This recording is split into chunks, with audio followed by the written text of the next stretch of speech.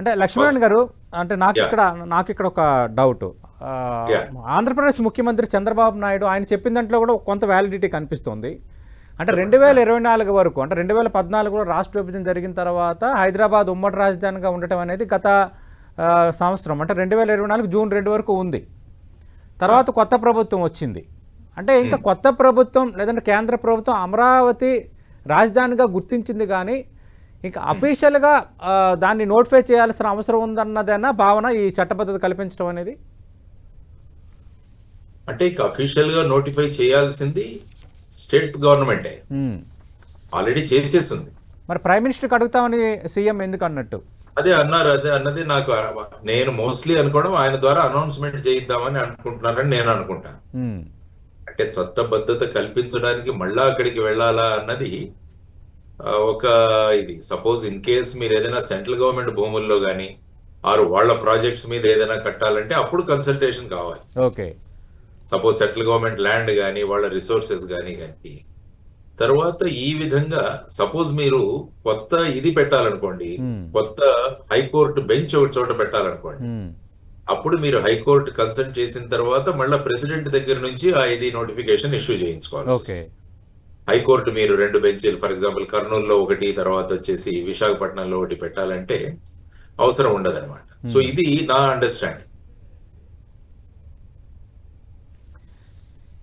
Maybe central government ఇప్పుడు funding కూడా ఎక్కువ కావాల్సి వస్తుంది. ఇప్పుడు భూమిని పెంచుతున్నారు. యాక్చువల్ గా మీరు ఏపీ రీఆర్గనైజేషన్ యాక్ట్ చూసుకుంటే అందులో మీకు ఈ స్టేట్ సెక్రటరియట్, తర్వాత వచ్చేసి అసెంబ్లీ, వీటన్నిటిని కన్స్ట్రక్ట్ చేయడానికి సెంట్రల్ గవర్నమెంట్ చేయాలి అని చెప్పి అందులో ఉంది. మరి ఏమన్నా ఈ అడిషనల్ ల్యాండ్ వల్ల ఏమన్నా ఆ విధంగా సెంట్రల్ గవర్నమెంట్ యొక్క ఫైనాన్షియల్ కూడా పెట్టాలి అన్నది. ఇదేంటంటే జనరల్ గా it's a financial grant. Okay, దానికోసం మళ్ళా చట్టబద్ధత కల్పించాలి అన్నది నాకు I don't know. Yeah okay. Yeah అంటే రైతులకు వచ్చిన రిటర్నబుల్ ఫ్లాట్స్కు బ్యాంకులు రుణాలు ఇవ్వట్లేదని నిన్న రైతులు ముఖ్యమంత్రి దృష్టికి తీసుకువెళ్లారు. ఈ విషయంలో బ్యాంకులు ఎలా వ్యవహరించాలి? బ్యాంకులకు ఎలా ఉంటుందంటే, బ్యాంకులు సర్వసాధారణంగా మనం రుణాలు ఇస్తే వీళ్ళు చెల్లిస్తారా లేదా అన్న దాని మీద వాళ్ళు ఇస్తాం. అవును, ఎందుకంటే ఈవెన్ మనం కూడా పర్సనల్ లోన్స్ కానీ లేకుంటే హౌసింగ్ లోన్ కానీ వెళ్ళినప్పుడు మన రీపేయింగ్ కెపాసిటీ అడుగుతారు. అవును, మన ఇన్కమ్ ట్యాక్స్ రిటర్న్స్ ఇవ్వమంటారు ఒక 3 సంవత్సరాలు. తర్వాత మన ప్రస్తుతం మనకు ఇన్కమ్ ఏ విధంగా జనరేట్ అవుతుందని అడుగుతారు. ఆల్రెడీ మీకు ఏమైనా అప్పులు ఉన్నాయా అవి కూడా చూస్తారు. చూసి మినిమం మీరు జీవించడానికి మీ దగ్గర కొంత అమౌంట్ ఉందా లేదా అని చూస్తారు. ఆ తర్వాత మీకు, ఎందుకంటే మనకున్న ప్రధానమైన సమస్య ఎన్పిఏ, నాన్ పర్ఫార్మింగ్ అసెట్స్. కాబట్టి ఈవెన్ సెక్యూరిటీస్ అవసరం లేదు అన్న ముద్రా లోన్స్ కూడా ఈ మధ్య బ్యాంకులు సెక్యూరిటీ అడుగుతున్నారు. అంటే ఇన్ఫార్మల్ గా యాక్చువల్ గా ముద్రా లోన్ తీసుకుంటే దానికి ఎటువంటి సెక్యూరిటీ ఇవ్వాల్సిన అవసరం లేదు మనం. అయినా కూడా బ్యాంకర్లు రేపు ఇవి కనుక ఎన్పిఏ అవుతే మళ్ళా మమ్మల్ని అడుగుతారని కొంతగా సేఫ్ గార్డ్ చేసుకోవడానికి వాళ్ళు ఆ విధంగా అడుగుతున్నారు.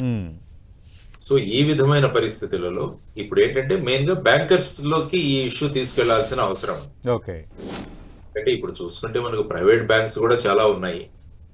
ఆ తర్వాత వచ్చేసి మన హడ్కో దగ్గర నుంచి కూడా చాలా రుణాలు తీసుకుంటున్నారు. ఇప్పుడు capital development, housing and urban development corporation, తర్వాత వచ్చేసి ఈ విధంగా బ్యాంకుల నుంచి రుణాలు అన్నవి ముఖ్యంగా ఏంటంటే ప్రభుత్వం భరోసా కల్పించాలి.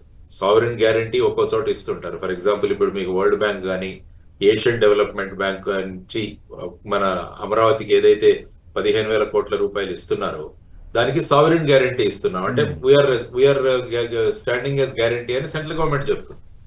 అప్పుడు ఏంటంటే లెండింగ్ ఏజెన్సీస్ ఏవైతే ఉన్నాయో వాళ్ళకి ఒక భరోసా ఉంటుంది. సో ఆ విధమైన భరోసా మనం బ్యాంకర్స్ లో కల్పించాల్సిన అవసరం ఉందని నేను అనుకుంటాను సతీష్ గారు.